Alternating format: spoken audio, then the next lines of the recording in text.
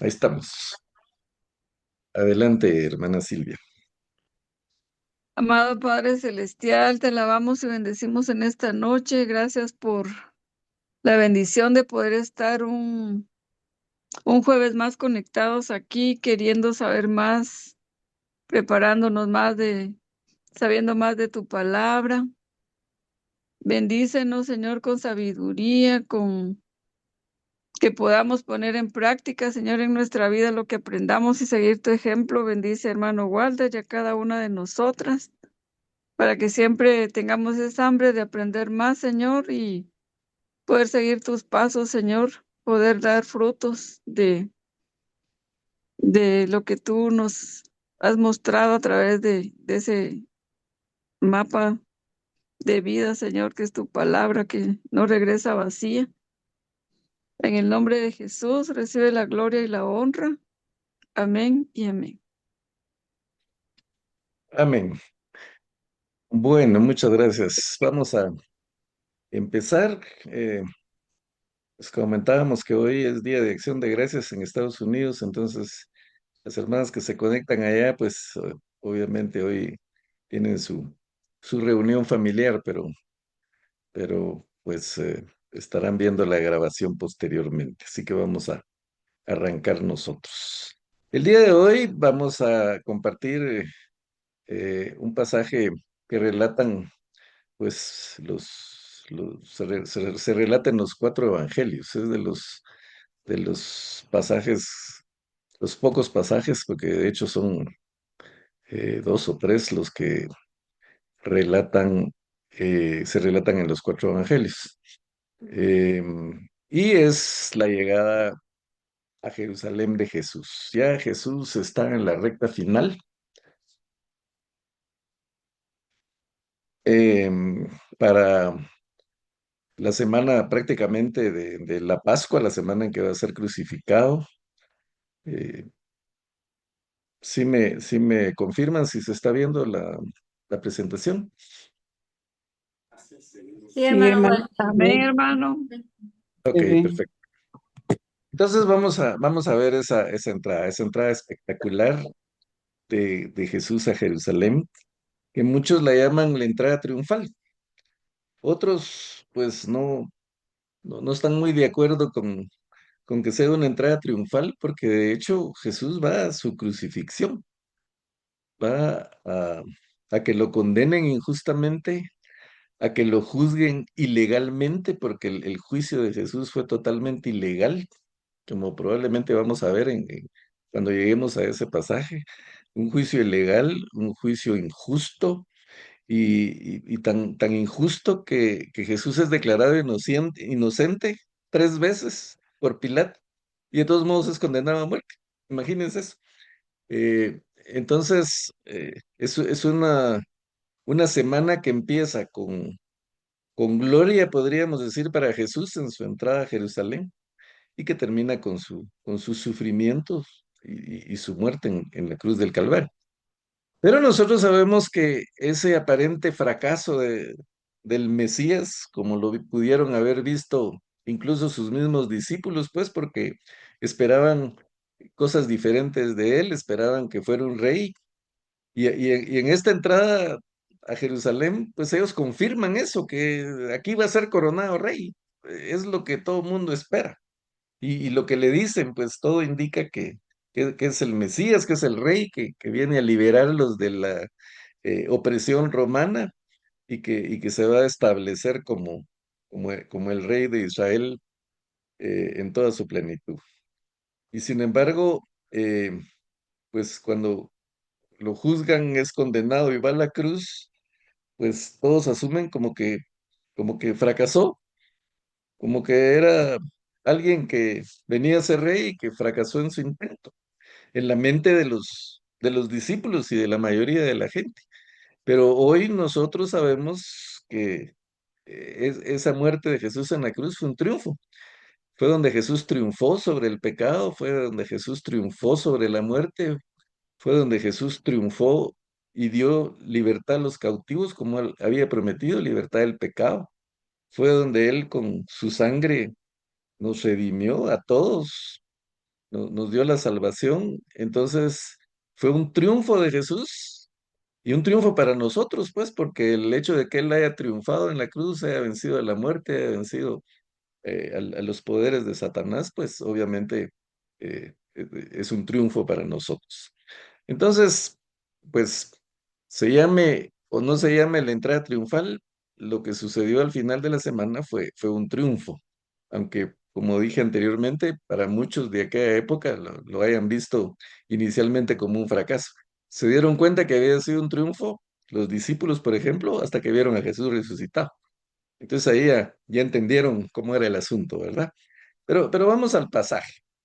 Aquí dice, como ven, esto está, lo relata Marcos, lo relata Mateo en el capítulo 21, lo relata Lucas en el capítulo 19, lo relata Juan en el capítulo 12, y se va complementando la historia, así que vamos a ir viendo un poquito de los cuatro evangelios para, para realmente analizar lo que el texto dice.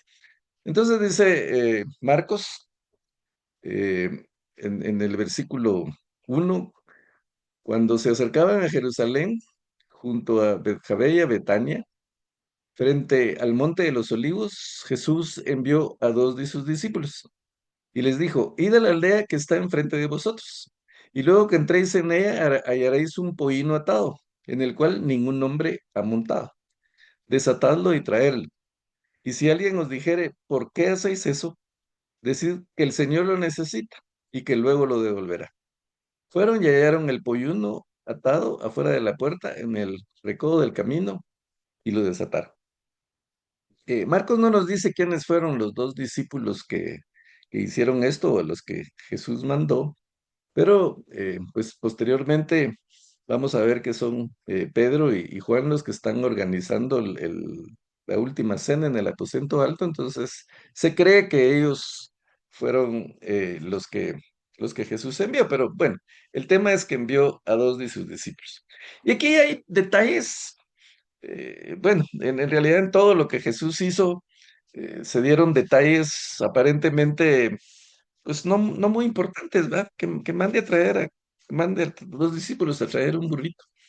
Pero pasaban cosas, eh, pues así como raras, como casualidades, como eh, coincidencias, que realmente eran milagros de Jesús. Y tal vez en el momento a Pedro y a Juan, pues no les pareció tan raro. Les ha de haber dado curiosidad, pero no vieron algunos detalles que Jesús a propósito maneja aquí para que cuando Él resucitó, entonces ya los discípulos empezaron a recordar todas las cosas que Jesús hizo. Seguramente eh, pues ya cuando se reunían después de la resurrección y la ascensión de Jesús, eh, recordaban las anécdotas. ¿Te acordás que nos mandó a traer un burrito y que nos dijo que lo íbamos a encontrar atado en tal lado y que nos lo íbamos a desatar y que nadie nos iba a decir nada? O sea, eso no fue normal. Eso fue algo muy especial. O sea, ¿cómo sabía él dónde estaba el burrito? ¿Y cómo sabía lo que iban a decir los dueños del pollino? O sea, todos esos detalles, como digo, aunque parecen sin importancia, al final de cuentas están muy fríamente calculados, como, como dicen, ¿verdad? Por Jesús, para que los discípulos después recuerden y para que nosotros hoy cuando lo estudiemos nos demos cuenta, realmente lo que Jesús hizo no fue improvisado, nada. Todo estaba sistemáticamente planeado, calculado. Él pues obviamente, infinitamente divino que era, sin dejar de ser divinamente, infinitamente humano como lo fue en esta tierra, pero él manejaba eh, las circunstancias, la naturaleza, todo estaba bajo bajo su dominio y obviamente ha sido estando, sigue estando. Hay quienes afirman, pues viendo el idioma original, analizando el idioma original de las escrituras, hay quienes interpretan que este animalito estaba en una esquina, estaba amarrado en una esquina entre dos calles, entonces que era pues muy difícil no verlo, pues, porque obviamente lo que más se ve son las esquinas de las calles, ¿va? Entonces, fueron. Eh, y bueno, y recordemos también que Marcos escribe lo que Pedro le relató. Entonces sabemos que es, que es prácticamente el mismo Pedro, el que fue comisionado para aquello, que está relatando eso. Entonces va y dice que entren en la aldea. Más adelante vamos a ver que para organizar la última cena sucedieron otras cosas similares, ¿va? Les dice, van a ver un hombre con un cántaro, lo van a seguir y donde llegue ahí pues van a decir que vamos a celebrar la cena. Los escépticos y los críticos de la Biblia quieren pues quitarle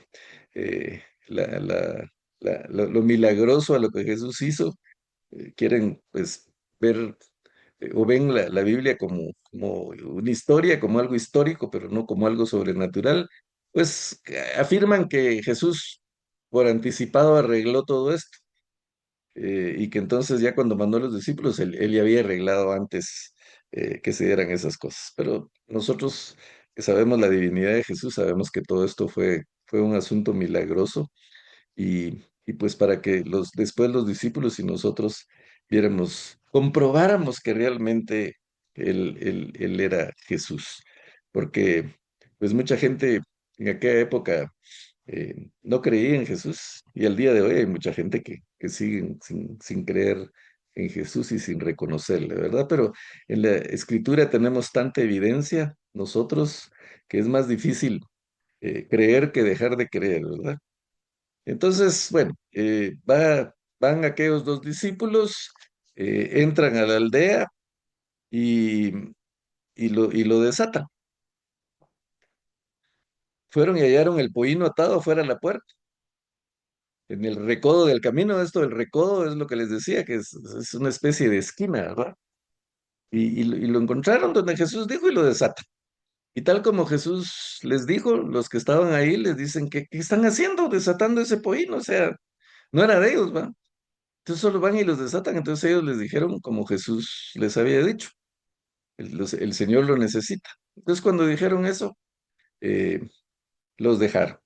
Ellos dijeron el Señor lo necesita y luego lo devolverá. Y la ley pues estipulaba eso, ¿verdad? Que cuando se tomaba algo prestado, pues había que devolverlo inmediatamente. Entonces trajeron al pollino. Pollino es un burrito de joven, pues, eh, burrito. No sé de qué otra manera llamar a un burrito joven, pero es un pollino. Y dice que echaron sobre él sus mantos. Y no tenía una cabalgadura, ¿verdad? Porque era un pollino en el cual nadie se había sentado, nadie lo había cabalgado. Mateo menciona que trajeron al burrito y a la mamá, que fueron dos, ¿verdad? La madre y del pollino y el pollino. Esto es muy posible porque a lo mejor pues trajeron a la madre para que el pollino no se asustara. Como nunca había sido montado, pues podía ser que cuando Jesús se montara empezara a, a protestar o a brincar, ¿verdad? Para quitarse el peso de encima, asustado, pero si la madre estaba cerca, pues entonces eso de alguna manera le daba como que más tranquilidad al pollino. El punto es que, de todos modos, Jesús tenía el control, como controla obviamente la naturaleza y todo lo que él la crea. Entonces no tuvo ningún problema. Entonces simplemente, pues los discípulos echaron su manto para que Jesús se sentara en el pollino. Y dice que muchos de los que estaban en el camino, cuando miraban que venía Jesús en el pollino, dice, tendían sus mantos. Y otros cortaban ramas de los árboles y las tendían por el camino. Por eso se le llama el Domingo de Ramos, ¿verdad? Porque, bueno, recordemos que estaban cerca de Jericó, y Jericó era un lugar donde había mucha palmera. Entonces, muy probablemente, pues, cortaron ramas de esas palmeras de Jericó y las tendían sobre el camino. Y los que iban delante y los que venían detrás daban voces diciendo, Hosana, bendito el que viene en el nombre del Señor. Y la traducción de Hosana, pues es Dios salva, o sálvanos, oramos para que nos salven, algo así. Pero era una expresión de alabanza. Como cuando nosotros decimos gloria a Dios o cuando decimos aleluya, ese tipo de cosas, esa era una expresión. ¿Y por qué dice esto la gente? Bueno, ahí sí que es Dios, el Espíritu Santo, quien pone en los labios de estas personas que empiecen a decir algo. Recordemos que Jesús, pues obviamente ya después de 3 años de ministerio, de estar haciendo milagros por todas partes, pues su popularidad creció mucho. Y como hemos mencionado en prácticamente todos los eventos que relata Marcos, siempre se habla de multitudes que seguían a Jesús. Entonces aquí, pues empieza una multitud probablemente a ver lo que viene y entonces hay como que alegría, hay júbilo, porque muchas de estas personas habían recibido eh, probablemente los milagros de Jesús, habían oído de él y entonces empiezan a aclamarlo. Pero esto fue un evento grande porque estamos en la semana de la Pascua, era la celebración de la Pascua y había mucha gente en Jerusalén, venían de todas partes a Jerusalén, porque todos los hombres mayores de edad estaban obligados por ley a ir a Jerusalén a celebrar la Pascua y a celebrar otras dos fiestas que se daban, pero la Pascua era de mucho movimiento, de mucha gente que iba y venía. La semana pasada que vimos la sanidad del ciego, dijimos que el ciego Bartimeo estaba a la orilla del camino donde pasaba todo el mundo que iba para Jerusalén a la celebración de la Pascua.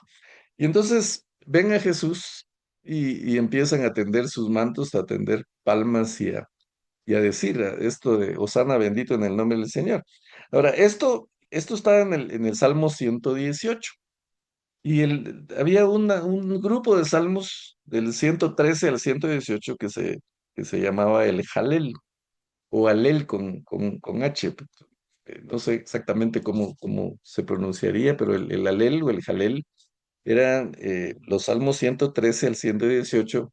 Y este grupo de salmos eran cantados en las fiestas, en las festividades, eran como que los himnos de la época, ¿verdad? O como, digamos, en Navidad, los villancicos o todos esos himnos que cantamos, esas canciones de Navidad, pues en esta época, en la celebración de la Pascua, pues la gente lo cantaba.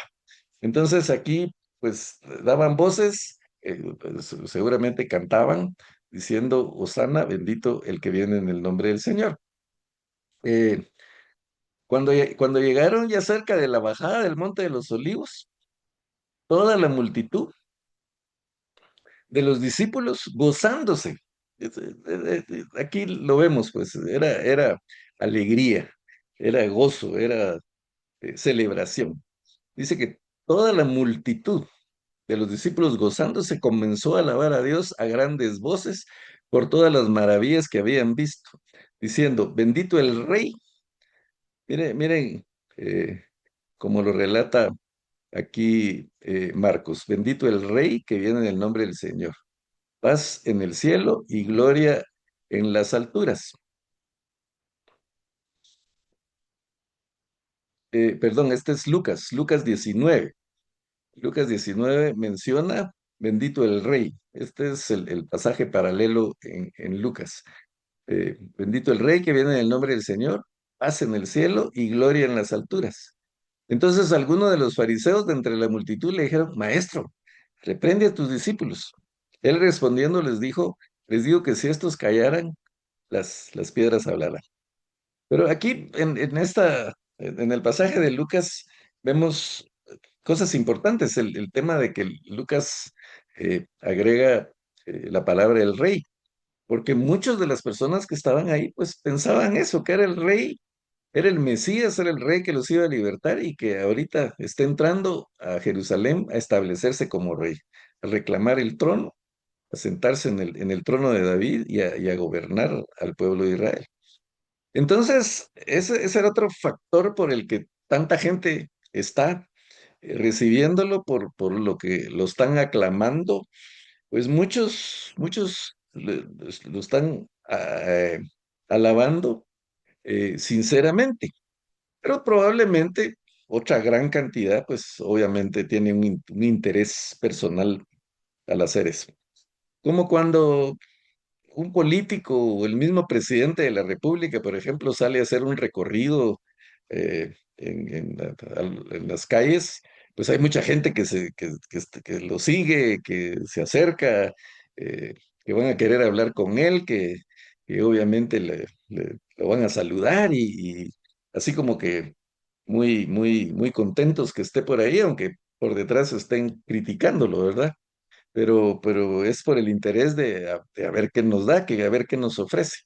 Entonces, mucha gente, pues es lo mismo. Está ahí, eh, pues adorando, alabando, cantando, como dije, algunos con sinceridad, pero otros, pues más que todo lo están adulando, probablemente con la idea de obtener algo a cambio.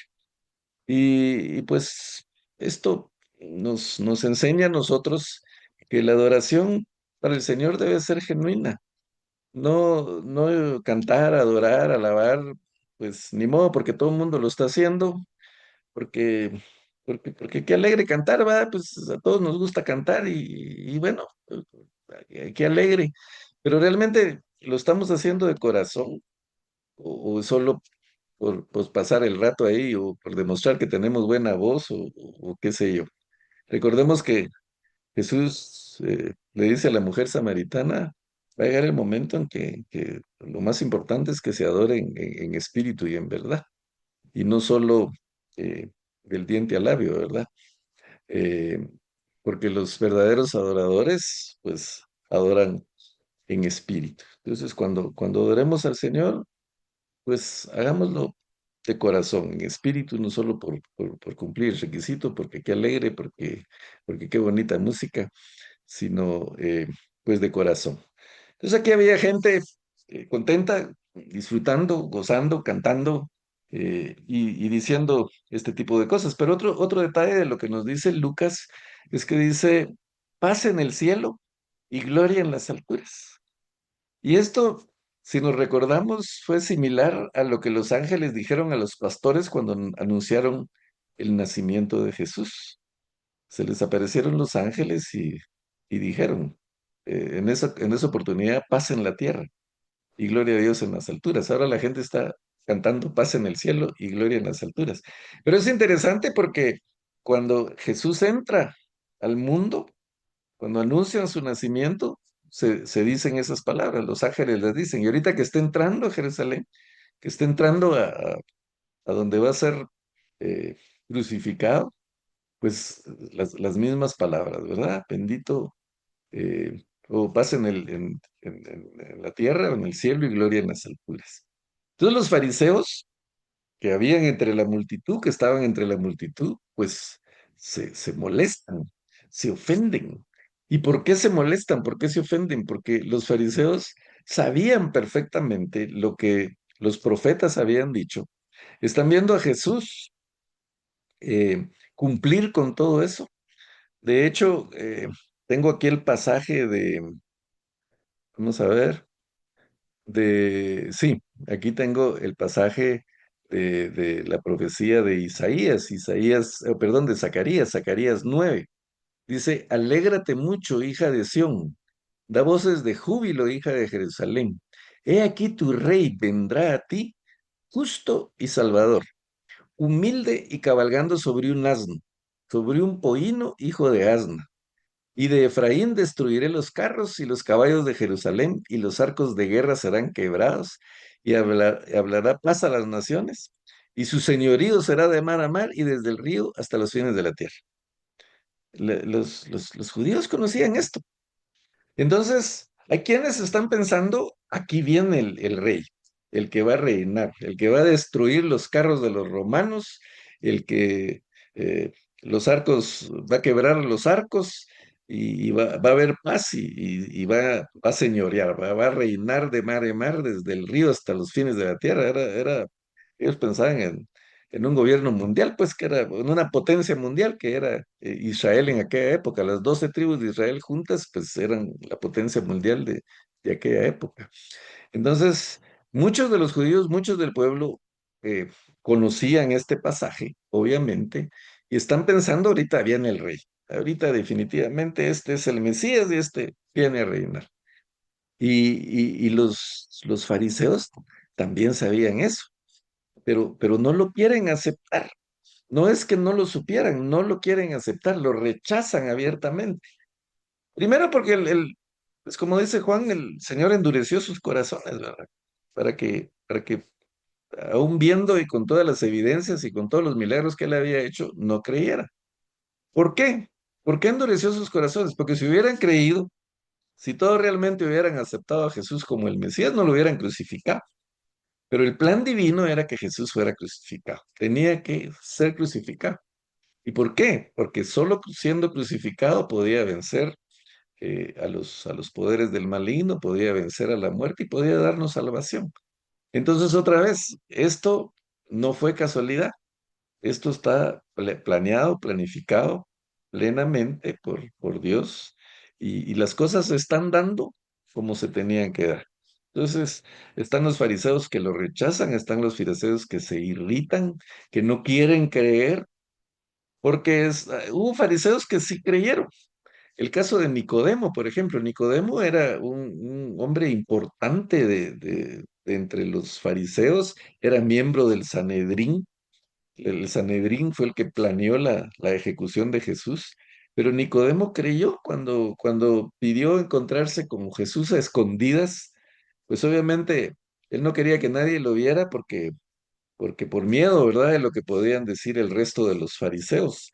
Pero él se reúne con Jesús de noche a escondidas y le dicen, sabemos que tú has venido de Dios, porque nadie puede hacer las cosas que tú haces si no has venido de Dios. Entonces, prácticamente Nicodemo le expresa su fe a Jesús. Y Nicodemo fue un seguidor de Jesús, un seguidor escondido, ¿verdad? Incógnito, porque no andaba abiertamente con Jesús, pero él estaba al tanto de lo que Jesús hacía y lo defendía porque pues lo defendió en el Sanedrín y también cuando Jesús murió, él fue uno de los que pues reclamó el cuerpo para prácticamente embalsamarlo, ¿verdad? Porque dio un montón de otras especies que se usaban para sepultar a Jesús.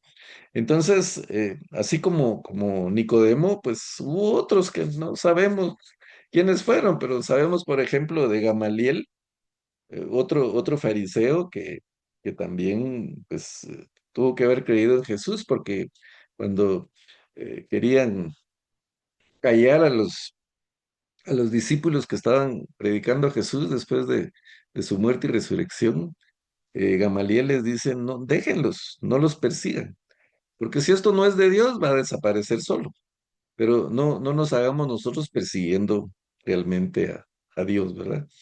Entonces, pues así como estos dos creyeron, otros pueden haber creído, pero no quisieron aceptar. No, el orgullo no los dejaba aceptar que alguien que los había derrotado en los diálogos, en todo lo que quisieron hacerlo caer, pues prácticamente los había dejado en ridículo. Entonces eso les dolía mucho y el hecho de que se siguieran dando los eventos y se siguiera comprobando que Jesús era el Mesías, pues cada vez los irritaba más, al grado de que la gota que rebalsó el vaso fue la resurrección de Lázaro. Por alguna razón, Marcos no lo menciona. Pues el único que menciona la resurrección de Lázaro es Juan. Eh, y nos podríamos preguntar por qué un evento tan importante como la resurrección de Lázaro solo Juan lo relata. Entonces, hay un par de, eh, motivos. Una es que el Evangelio de Juan es teológico, pues el objetivo de Juan en su Evangelio es demostrar que Jesús era Dios, es Dios. Por eso empieza con el famoso, en el principio era el verbo era con Dios y el verbo era Dios. Y ahí en adelante Juan está hablando de Jesús como Dios, ¿va? Como el Hijo de Dios. Entonces ese era su objetivo y por eso pues relata este episodio de la resurrección de Lázaro. Pero la otra razón que también pues parece muy atinada es que Juan escribe tarde este evangelio, o sea, fue prácticamente el último que escribió, más o menos en el año 60 después de Cristo. Vamos a ver, según los estudiosos, no, perdón, en el año 85 más o menos escribe Juan. Imagínense, estamos hablando casi 60 años después de Cristo, de la venida de Cristo al mundo. Entonces, aquí Lázaro ya había muerto. Entonces ya no había problema en relatar ese milagro, porque el tema fue que cuando Lázaro resucitó, los judíos querían matar a Lázaro. No solo querían matar a Jesús, sino querían matar a Lázaro. ¿Y por qué lo querían matar? Porque Lázaro era una evidencia viviente del milagro que Jesús había hecho, de ese portento que había hecho. Alguien que había estado muerto, sepultado, había estado en la tumba por 3, 4 días, que tenía que tener ya mal olor, y va Jesús y lo resucita. Y ahí anda caminando por todas partes y todo el mundo lo está viendo. Entonces, la única manera de quitar esa evidencia es matar a Lázaro. Entonces, pues no sé si cuando crucificaron a Jesús ya se quedaron tranquilos y no siguieron con el intento de matar a Lázaro, pero me imagino que los otros evangelistas no querían como que hacer mucho énfasis en la resurrección de Lázaro para evitar la persecución de Lázaro que siguieran intentando matar. Pero cuando Juan escribe, ya Lázaro había muerto. Eh, ya ahí sí, en la forma definitiva. Entonces ya no había riesgo, ¿verdad? De comentar el milagro y probablemente por eso lo relata. Pero volviendo al punto en el que estamos, pues este fue un evento realmente extraordinario. ¿Se imaginan multitudes cantando, alabando, tirando palmas, eh, viendo entrar a Jesús a Jerusalén? Pues es un poquito difícil de imaginar. De hecho, en Mateo 21 dice que toda la ciudad se agitó con este acontecimiento de la entrada a Jesús, porque no podía pasar desapercibido, pues, o sea, tanto los líderes religiosos, pues viendo ese escándalo que había, esa algarabía, ese gozo que había en todos, pues no lo podían pasar desapercibido. Incluso los romanos, las autoridades romanas, pues obviamente se dieron cuenta y les ha de haber llamado la atención, pero no miraban a Jesús como amenaza, nunca lo vieron como una amenaza, a pesar de que los mismos fariseos querían presentar a Jesús, que lo acusaron como alguien que quería, pues, quitarles el trono a los romanos, ¿verdad? Derrotarlos y como parte de su estrategia, pues querían que los romanos lo mataran para evitar eso, pero realmente los romanos nunca lo vieron como una amenaza política y de hecho nunca lo fue. A Jesús no le interesaba ser un rey como la gente lo imaginaba, un rey terrenal, sentarse en un trono terrenal. Él es el rey de reyes, el señor y señores, no necesitaba eso. Su reino realmente no es de este mundo, aunque un día sabemos que va a venir a reinar como los judíos de aquella época esperaban. Pero esta era la profecía de obviamente los líderes religiosos eran los que más claro tenían eso. Entonces, conocen esta profecía y de repente ven a Jesús entrando en un pollino, pues obviamente se irritan, se ofenden. Pero, pero, pero fue un evento realmente espectacular y vamos a ver un video aquí para que nos ubiquemos un poquito en el asunto.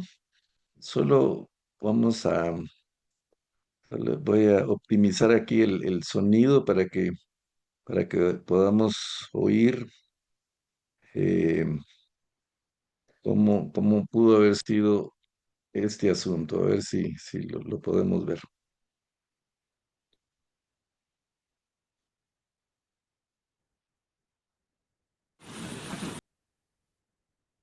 Bueno, eso nos da una idea, ¿verdad? De cómo pudo haber sido, nos ubica un poquito en aquel acontecimiento. O sea que realmente fue algo eh, majestuoso, ¿verdad? Lo que, lo que pasó ahí. Y me gusta cómo lo presentan aquí en este video, porque vemos a Jesús muy tranquilo, muy sereno entrando aquí, que incluso hasta se ve sonriente, pero en determinado momento él se detiene eh, bueno, ahí aparece como que ve en una pared sangre, ¿verdad? Obviamente eso no está en las escrituras, pero lo presentan así para que demostrar pues que Jesús llevaba de alguna manera sentimientos encontrados. Por un lado, pues estaba viendo el gozo de sus discípulos y de la gente y eso él lo llenaba de satisfacción. Pero por otro lado, él está claro de a lo que va. Él sabe a lo que va. Él sabe que le espera un gran sufrimiento, él sabe que va a recibir humillaciones, escupitajos, latigazos, va a ser clavado en una cruz. Y en su humanidad, pues eso obviamente le afecta. En sus emociones, pues él, pues, como ser humano se deprimió, una depresión fuerte por lo que sabía que venía, lo que sabía que le iba a pasar. Entonces hay una mezcla ahí de primero, pues la seguridad, el gozo de ver a sus discípulos, de ver a la gente, y por otro lado, en su interior, lo que le espera. Nadie sabe lo que le espera, solo él. Él es el único que sabe lo que viene. Los discípulos están en otro mundo, ¿verdad? Ellos están disfrutando ya la culminación de lo que ellos siempre esperaron, de que Jesús triunfara y fuera coronado rey. Y entonces aquí pues les siguen diciendo, bendito el reino de nuestro padre David que viene, hosana en las alturas. Y entró Jesús en Jerusalén y en el templo, y viendo mirado alrededor todas las cosas como ya anochecía, se fue a Betania con los 12. Eh, Vemos entonces lo espectacular que ha de haber sido eso. Nos imaginamos un poquito cómo fue aquella entrada gloriosa, podríamos decir. Y sin embargo, pues una semana que empieza así, empieza con alabanzas, con homenajes a aquel que había hecho tantos milagros, aquel que pues, se había hecho tan popular se había regado la voz de todo lo que había hecho y el Señor está poniendo en la boca de todas estas personas la alabanza. Y una semana después, esta gente va a estar gritando, crucifícale. Tal vez la misma gente que está ahí, que el Señor puso en sus labios el hosana y el demonio les puso en sus labios el crucifícale después, cuando escogen a Barrabás en lugar de Jesús. Y eso es importante analizarlo nosotros porque, pues, de repente nosotros tenemos nuestro Barrabás también. De repente, pues hay algunas cosas que en determinado momento preferimos antes que a Jesús, ¿verdad? O las ponemos por delante de Jesús, algún tipo de error, de pecado que pueda afectarnos y que pues eh, es similar a lo que aquella gente hizo. Tenían al Salvador del mundo ahí, tenían todos los beneficios, de seguir a Jesús, la vida eterna, y sin embargo, cogieron a Barrabás. Entonces nosotros a veces escogemos también hacerle caso al enemigo que solo nos ofrece condenación en lugar de a Jesús que pues, nos ofrece la salvación gratis y la vida eterna. Pero pues esto nos sirve de reflexión para no caer en eso. Pero ya para terminar lo que tenemos para el día de hoy, él va, bueno, Jesús va al templo, entró Jesús en Jerusalén, entra en el templo, y habiendo mirado todas las cosas, en la noche se fue a Betania con los 12. Él va a inspecciona todo lo que está ahí, y obviamente él va a ver toda la corrupción que hay en el templo. Él va a ver a los mercaderes que están pues haciendo dinero a raíz de o a costa de explotar a la gente, porque habían cambistas que cambiaban la moneda. O sea, en Jerusalén solo se podía usar la moneda que ahí circulaba, entonces los que venían de otros lugares que traían otras monedas tenían que cambiarlas, pero en el cambio, pues los explotaban, pues ganaban mucho dinero. Eh, Como ir nosotros, por ejemplo, a Estados Unidos con quetzales y tenemos que cambiarlos allá a dólares, pues obviamente nos cobran un tipo de cambio, pero eso era lo que hacían los cambistas, pero era un exagerado lo que les cobraban y era un robo. Por otro lado, pues todos los animales que la gente llevaba, las ovejitas o todo lo que llevaban para el sacrificio, pues le encontraban un defecto. ¿Y por qué le encontraron un defecto? Porque ellos querían vender los animales que tenían ahí, que supuestamente ya estaban aprobados por los sacerdotes del templo y que ya estaban, eran los que podían ser sacrificados. A los otros siempre les encontraban, aunque sea una manchita, pero con tal de vender los animales que ahí tenían. Y todo ese era negocio del sumo sacerdote. Él tenía participación, tenía comisión en todo lo que se vendía ahí.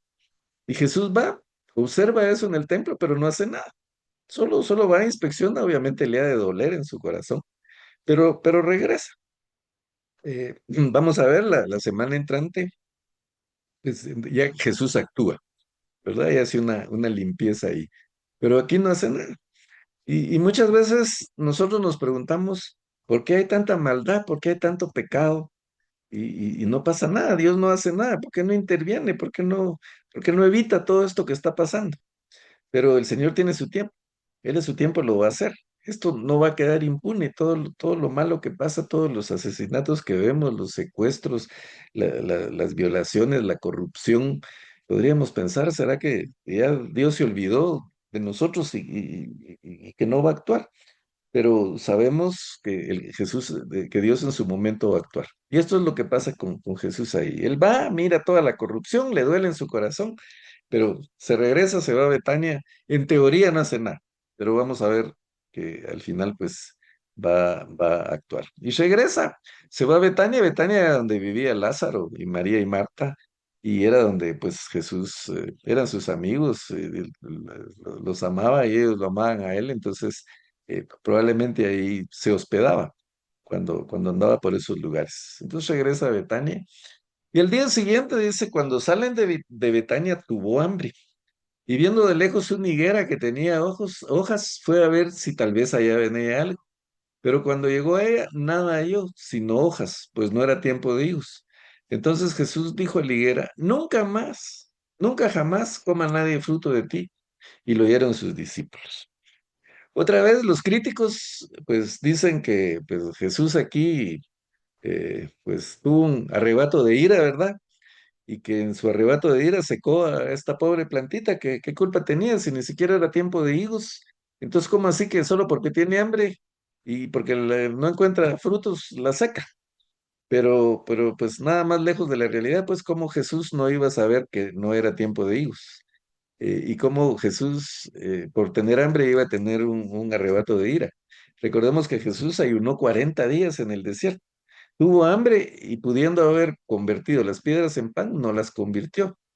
Tuvo sed y pudiendo sacar agua de las rocas, pues tampoco la sacó. Entonces, definitivamente queda descartada esa versión, ¿verdad? De los detractores de de Jesús o de las Escrituras. Jesús sabía que no era tiempo de higos. Y entonces, si no ve fruto y la maldice, pues la seca. Pero recordemos que Jesús está enseñando, todo el tiempo está enseñando, en todo lo que está haciendo, en todo lo que está diciendo, en todos los milagros, está enseñando a sus discípulos y a nosotros. Entonces esto es una especie de parábola, una metáfora de lo que va a pasar con el pueblo de Israel. Lamentablemente la situación del pueblo de Israel en aquella época era que pues ellos se creían la nación de Dios, el pueblo de Dios, los líderes religiosos pues se creían o aparentaban mucha santidad, aparentaban pues mucha bondad y que hacían todas las cosas bien, pero todo era apariencia. Realmente eran como la higuera con hojas muy frondosa ahí que aparentaba pues que muy productiva, pero no daban fruto.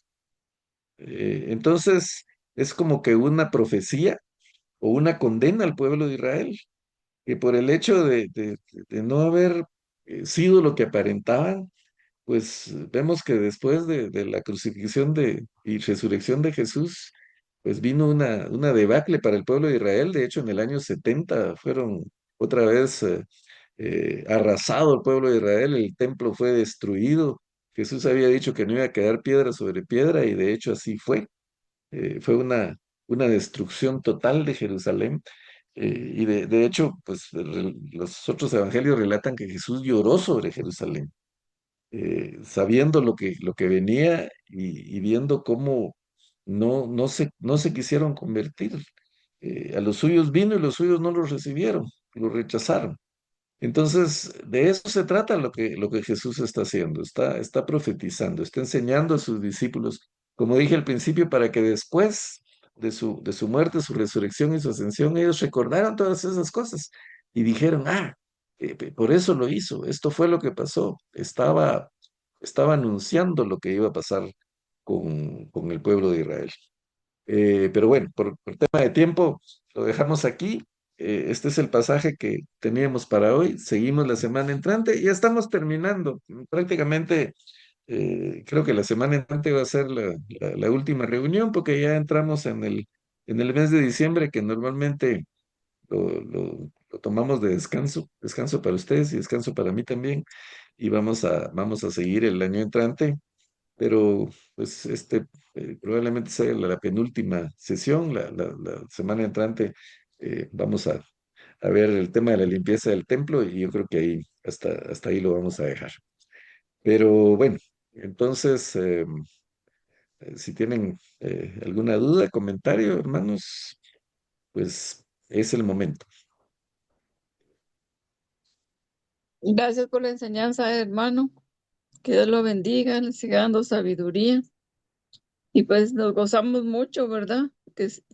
Él vino a ser un ejemplo, vino a darnos ejemplo de vida, ¿verdad?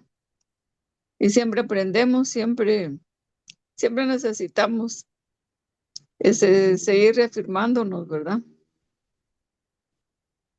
Así es, hermana Silvia, muchas gracias. Bueno, no sé si alguien más quiere comentar o agregar algo o preguntar. Bueno, parece que no. Entonces los dejo descansar y si el Señor lo permite, nos vemos la próxima semana.